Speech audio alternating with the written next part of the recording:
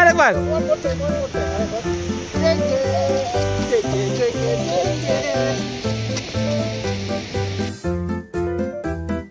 Good morning, welcome to the Hamtin family. আবার সকাল সকাল এসে গেছি একটা চাকাচাক ব্লগ নিয়ে ফ্রম দিরাং। আজকে আমরা দিরাং থেকে বেরোচ্ছি, বেরিয়ে এখানে ফার্স্টে আমরা মনেস্ট্রি দেখবো, দিরাং মনেস্ট্রিটা। তারপরে এখান থেকে সোজা গিয়ে শিলা পাস, তারপরে যে ওয়ার মেমোরিয়ালটা রয়েছে সেটা দেখে স্ট্রেট আমরা যাবো হচ্ছে তাওয়াংয়ের উদ্দেশ্যে। তো আশা করি আজকে একটু ঠান্ডার দেখা পাওয়া যাবে, কেননা তাওয়াং দিরাংয়ের থেকে একটু বেশি ঠান্ডা হবে। আর অরবাবুকে গাড়িতে তুলে দেওয়া হয়ে গেছে, বাকি আমাদের মালপত্র গাড়িতে উঠছে। এখন একটু লেট তো আমাদের হয়েই গেছে। অ্যাকচুয়ালি এখানে হোটেলটাতে কারেন্ট ছিল না, তার জন্য গিজারে জল গরম হচ্ছিল না। তো সেটা করে রেডি হয়ে করতে করতে একটু টাইম লেগে গেছে। তো এখন প্রায় 10টার কাছাকাছি বাজে, এক্স্যাক্টলি ওই 10টা বাজে 15 মিনিট বাকি। তো এবার আমরা বেরোচ্ছি তাওয়াংয়ের উদ্দেশ্যে। পৌঁছে গেলাম আমরা দিরাং মনেস্ট্রিতে, জাস্ট 2-5 মিনিট লাগলো হয়তো। এবার আমরা ভেতরে যাব। এদিক দে।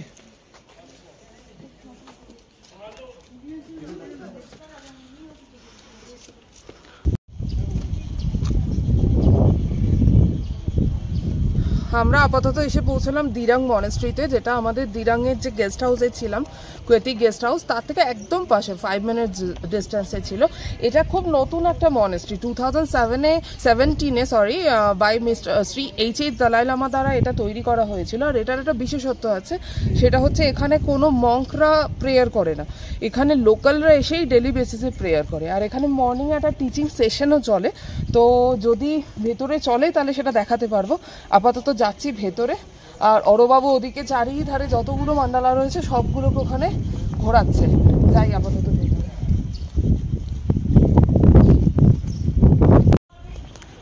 এটা হচ্ছে পুরো মনেস্ট্রি এরিয়াটা। মনেস্ট্রি অলওয়েজ একটা কাম অ্যান্ড কোয়াইট পরিবেশে হয়, ভীষণ সুন্দর আর ফাঁকাও ছিল। প্রচুর ফুল গাছ, আমি দিরাং জুড়ে দেখলাম প্রচুর ফুল গাছ। এটা দিরাংয়ের মনে হয় বিশেষত্ব যে এখানে সব লোক মানে খুব ফুলের ওপর তাদের একটা খুবই একটা মানে ভালোবাসা রয়েছে। প্রতিটা বাড়িতে এখানে ফুল গাছ, ইভেনকে মনেস্ট্রি তো ভীষণ সুন্দর সুন্দর ফুল গাছ। যাই হোক, এইটা হচ্ছে দিরাং মনেস্ট্রি। পুরো কাম অ্যান্ড কোয়াইট একটা অ্যাটমসফিয়ার।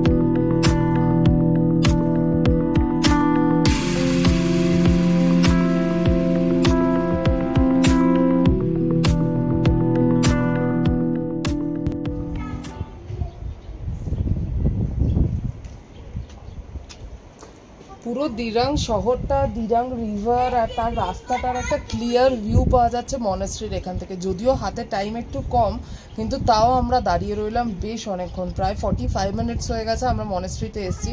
কিন্তু কেন জানি না এত শান্ত স্নিগ্ধ একটা পরিবেশ থেকে না যেতে মনই করছে না, কিন্তু কিছু করার নেই, যেতে তো হবে। আজকে লম্বা লিস্ট আছে যাওয়া, তো যাই, সেই জন্য আর কিছু করার নেই।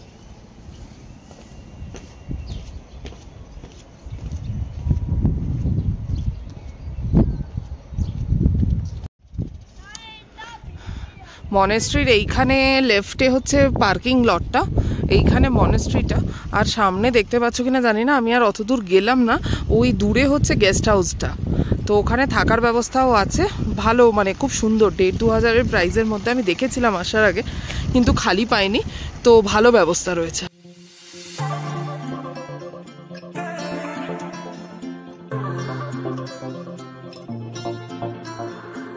আমরা এখন এসে পৌঁছলাম নাকমেয়ারুং ওয়ার মেমোরিয়ালে, নিয়ে অ্যাবাউট 14 কিলোমিটার ডিস্টেন্স এটার দিরাং থেকে। আপাতত এইখানটায় উঠবো, আমরা ছাড়া মোটামুটি আর কেউ নেই।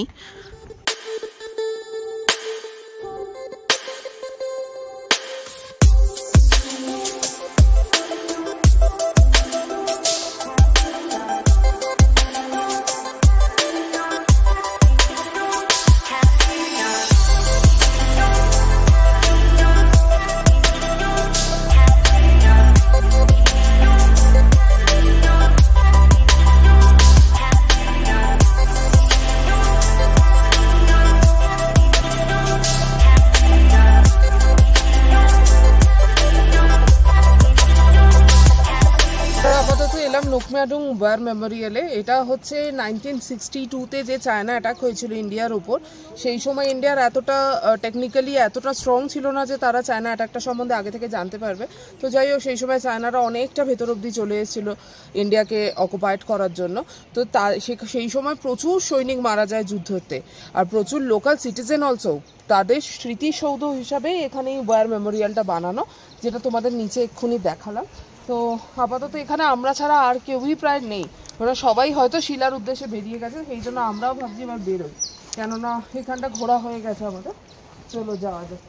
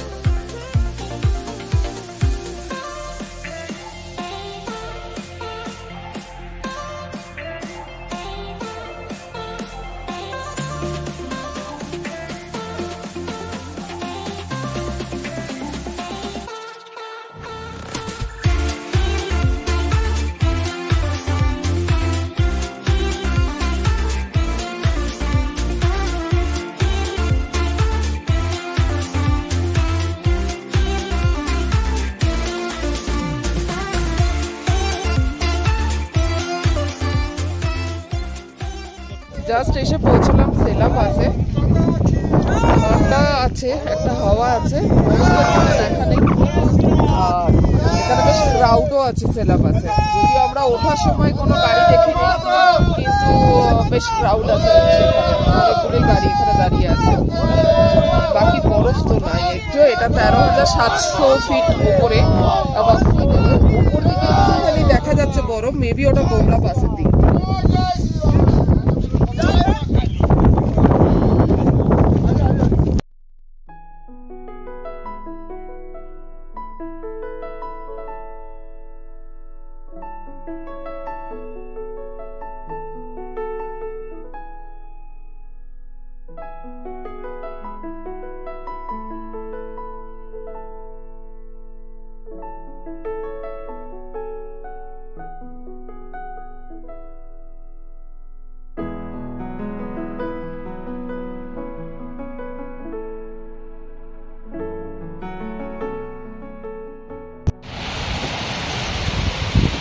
যেটা ভালো জিনিসের মধ্যে দেখলাম সেটা হচ্ছে চারিধারটা তো আমরা আস্তে আস্তে সেলা ক্রস করার পরেই মেঘে ঢেকে গেছিলো, একদম ভিজিবিলিটি নষ্ট হয়ে গেছিলো।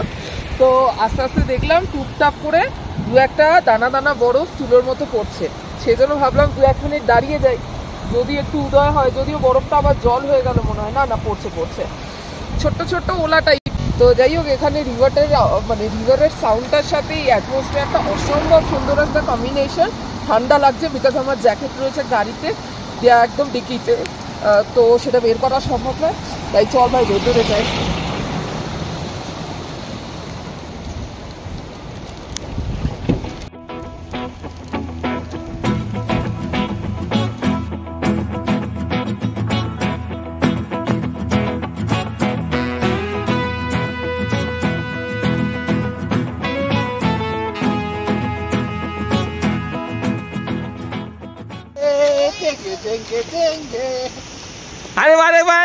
আরেকবার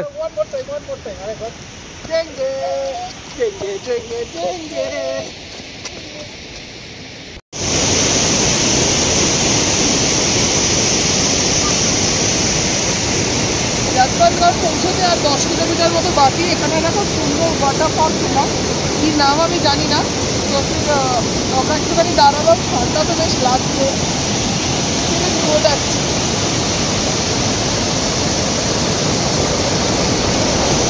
এখন বেলা 2:20 বাজে। আমরা জাস্ট পৌঁছলাম যশবন্তগড় ওয়ার মেমোরিয়ালে, যেটা তামাং যাওয়ার পথে পড়ে। তো এখানে যা অবস্থা ভিজিবিলিটি, তো সেখানে কতটা ভালোভাবে কি ভিডিও উঠবে বা আমি কতটা ভালোভাবে তোমাদেরকে দেখাতে পারবো জানি না, বা আমরাও কতটা দেখতে পারবো। সামনে এখান থেকে ওইটুকুই কিছু দেখা যাচ্ছে, তাও আর কি দাঁড়ানো তো বানতা হয়। তো দাঁড়ালাম একটু, এবার দেখি সামনে কতটা কি দেয়া যায়। এটাও সেই 1962 এর যে শহীদদের স্মৃতিসৌধই বলা যায়। তো এখানে একবার মাথা না ঠেকে তামাং যাওয়াটা কোনো মানেই হয় না, তো সেই জন্য এখানে তো একবার দাঁড়াবই। এবার দেখি কতটা কি পাওয়া যায়, মানে দেখতে পাওয়া যায়।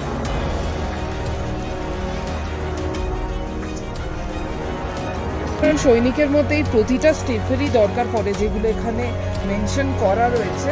তো সেইভাবেই হয়তো এইগুলো মেনটেন করলেই তবে হয়তো শত্রুপক্ষের সামনে দাঁড়িয়ে তারা কনস্ট্যান্ট বেসিস লড়ে যেতে পারে। 1962 এর ঘটনাটাও অনেকটা সেরকম, যেখানে মানে অনেক চাইনিজ সৈনিকের মধ্যে দাঁড়িয়ে কিছুমাত্র গুটি কয়েক ইন্ডিয়ান আর্মি কনস্ট্যান্ট লড়ে একটা জায়গা তৈরি করেছিল। তারই নির্দেশে এটা বানানো। জসবন্তজির এখানে মূর্তি রয়েছে, এখানে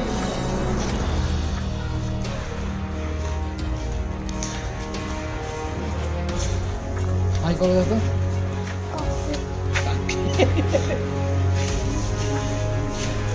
রাইফেলম্যান জসবন্তজির এখানে মূর্তি বানানো রয়েছে। উনি গুলি লাগার পরও একা দাঁড়িয়ে অনেক চাইনিজ সিপাহীকে মাথা নত করতে বাধ্য করেন। ওনার এখানে বিছানাও বানানো রয়েছে।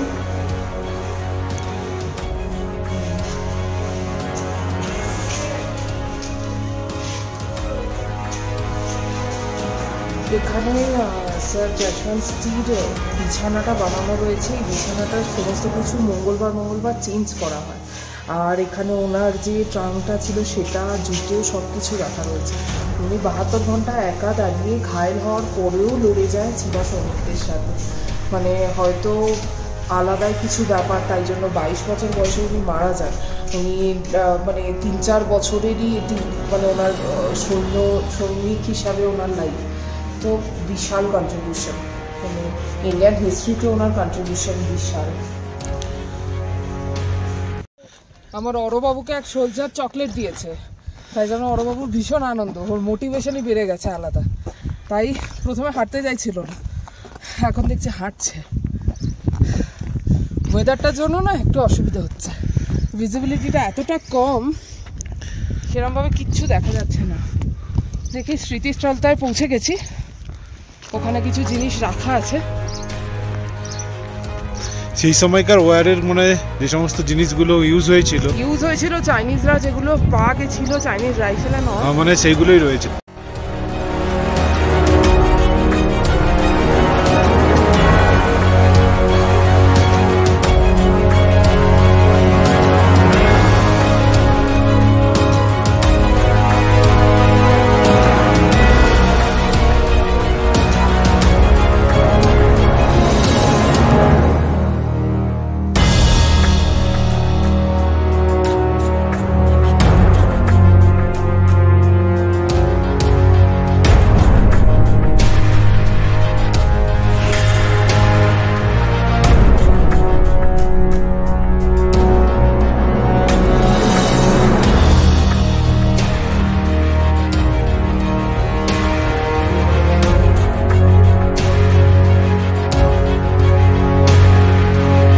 সেম লোকেশন ছিল কি না? লোকেশনটা ওই যে বাংকারটা ছিল, বাংকারটা ভেতরেই গাছটা ছিল। নো, এখানে অনেক বাংকার রয়েছে, মানে লোকেশন এটাই ছিল।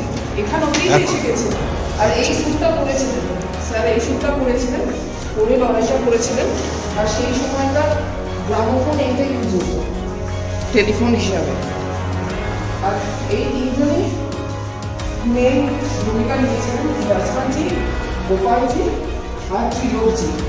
এই তিনজন প্রধান ভূমিকা নিয়েছিলেন। তিনজনের বীর চক্র পেয়েছিল, একদম পদ্মশ্রী পাওয়া আছে মনে হয়। এই তিনজনে বীর চক্র পাওয়া আছে। এই গাছটার নিচেই লড়াই করেছিলেন উনি। এই যে এই আংটিটা, এইটা পাওয়া গেছিল ওর সাথে, মানে বডির সাথে। আর এইটা ছিল চাইনিজ রাইফেল। পরে যখন মাটি খুঁড়ে দেখা হয় তখন এই চাইনিজ রাইফেলটা পাওয়া গেছিল, যেটা নিয়ে ওখানকার সেই সময় চাইনিজরা লড়াই করেছিল। And this all the thing belongs, বা তো এগুলো খুব যত্ন সহকারে এখানে রাখা হয়েছে আর কি। এটা জসবন্তজির সঙ্গে ছিল, আর এটা হচ্ছে সেই সময়কার রাইফেলটা।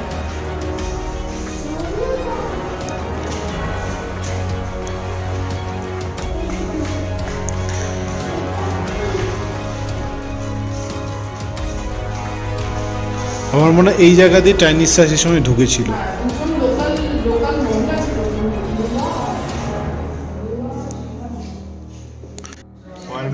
সামনে একটা সোভেনিয়ান শপ রয়েছে এবং যেটা মেনটেন করে এখানকার আর্মিরাই, এবং তার সাথে একটা ক্যান্টিনও রয়েছে। তো সেই ক্যান্টিনে আমরা এখন ভাত খাবো। এ তো থাবা মেরে দিচ্ছে ভাত আগে থেকে, ইউ আর হাংরি। এবং সেখানে থেকে আমরা কেক আর ডাল চাল অর্ডার করেছি, আর এই সবথেকে বড় এই ক্যাবটা কিনেছি এখান থেকে।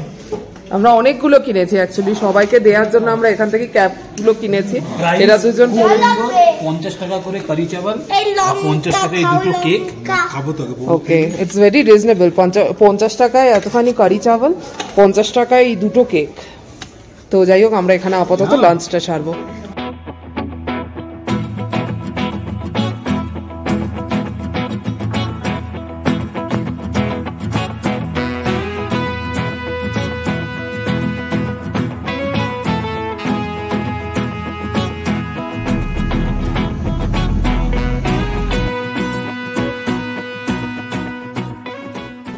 আমরা আছি তাওয়াংয়ে, সবে ঢুকলাম। ঢুকে আমরা প্রথমে চলে এসেছি মন ভ্যালি রেস্টুরেন্টে মোমো খেতে। আমাদের ড্রাইভারদের জিজ্ঞেস করতে, ড্রাইভার বললো এটাই বেস্ট, বেশ সুন্দর একটা রেস্টুরেন্ট। প্রতি টাইম মিউজিক সাউন্ড খুব সুন্দর চলছে। বসার মতো টাইম নেই, নাহলে তো একটু বসে যেতাম। এখন আপাতত 2 প্লেট চিকেন মোমো প্যাক করিয়ে নিচ্ছি, হোটেলে গিয়ে আরামসে বসে খাওয়া যাবে। তাওয়াং পৌঁছতে পৌঁছতে আমরা বেশ ক্লান্তও হয়ে পড়েছিলাম, আর হোটেলে পৌঁছে হোটেলটা আমাদের বেশ ভালো ছিল, সেই জন্য আমরা মোটামুটি খেয়ে দিয়ে রেস্টে নিয়ে নিয়েছিলাম। কেননা পরের দিন ছিল আমাদের খুব ইন্টারেস্টিং জার্নি, আর সেটা আমি শেয়ার করব নেক্সট ব্লগে। নেক্সট ব্লগটা দেখতে গেলে চ্যানেলটা কিন্তু সাবস্ক্রাইব করে দিও, আর ব্লগটা ভালো লাগলে প্লিজ লাইক। চলো বাই বাই, গুড নাইট।